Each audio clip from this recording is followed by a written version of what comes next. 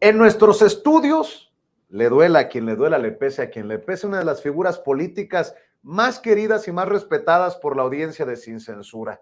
Y yo le agradezco que nos acompañe para hablar así, sin censura, en nuestros estudios. Es la senadora Antares Vázquez Alatorre, senadora federal de Morena por Guanajuato, hoy aspirante oficial a la coordinación de la defensa de la 4T en aquel estado que sigue siendo gobernado por el PAN.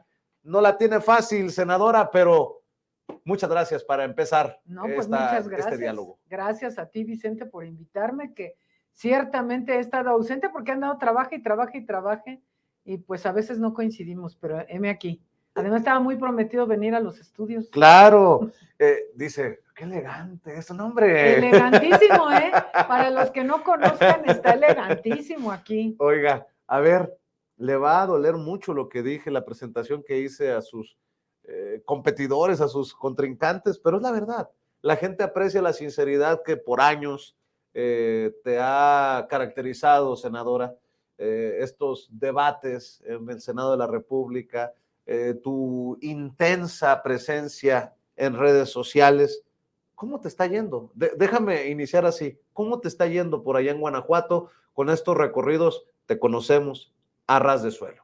Pues fíjate que bien, Vicente, me está yendo bien. A donde voy, pues la gente me trata muy bien en el estado de Guanajuato y además es innegable el crecimiento de Morena en Guanajuato, porque aquellos que dicen que Guanajuato es bien panista, déjenme decirles que no, que era del verbo ya no, porque la gente está indignada ya de los malos gobiernos del PAN y desesperada por la violencia y la inseguridad, y además también que el buen gobierno del presidente López Obrador sin duda ha hecho ver a muchas personas la diferencia. Y que aquello, ¿te acuerdas, Vicente, que decían se iban a caer las bicis y las bardas, nos iban a quitar el refri, íbamos a hacer Venezuela y todo eso? Pues ya no pasó, ya van a ser 5 años del gobierno del presidente López Obrador y todavía no somos Venezuela. Entonces, eso ha ayudado mucho en Guanajuato. Y tristemente, Guanajuato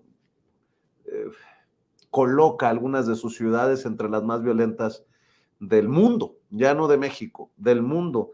Y eso la gente lo tiene que ya de una vez por todas entender, que si siguen haciendo las mismas cosas, si se sigue apostando a los mismos personajes, pues no podemos esperar resultados diferentes. Ahí tienen a un fiscal carnal que no sé cuántos años lleva, este gobernador que es la continuación del anterior y el anterior del anterior, y así sucesivamente, senadora. Es que, mira, Vicente, el PAN llegó como a Guanajuato, no fue mediante las urnas y no fue por el voto popular guanajuatense, llegó mediante la concertación.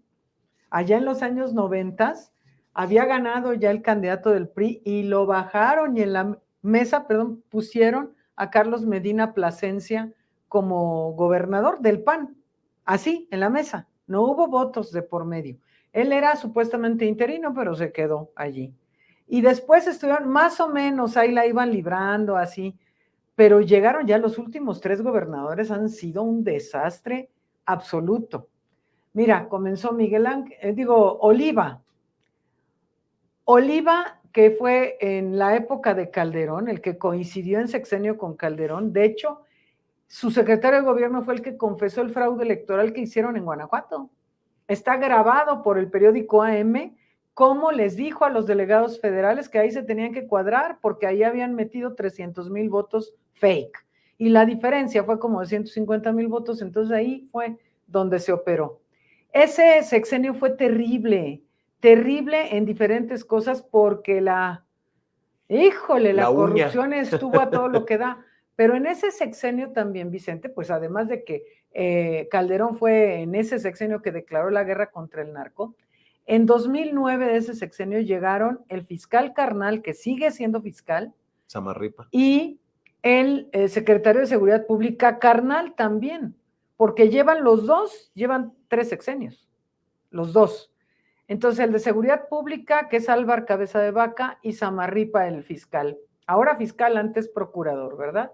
Y entonces esos ya van pasando. Después viene el heredero de Oliva, que es Miguel Márquez, terrible, también de corrupción y la violencia a todo lo que daba. En ese sexenio llegó Guanajuato por primera vez al mega primer lugar en homicidios dolosos de Guanajuato en el 2016. Y de allí para el Real, que está ahora, bueno, pues ¿cómo te explico? ¿Qué se torció, senadora?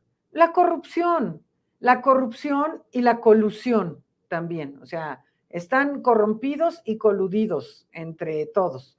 Y además, déjame decirte, Vicente, que en Guanajuato se ejerce un gobierno terrible que priva a las y los guanajuatenses de sus derechos. Es decir, ¿a qué me refiero?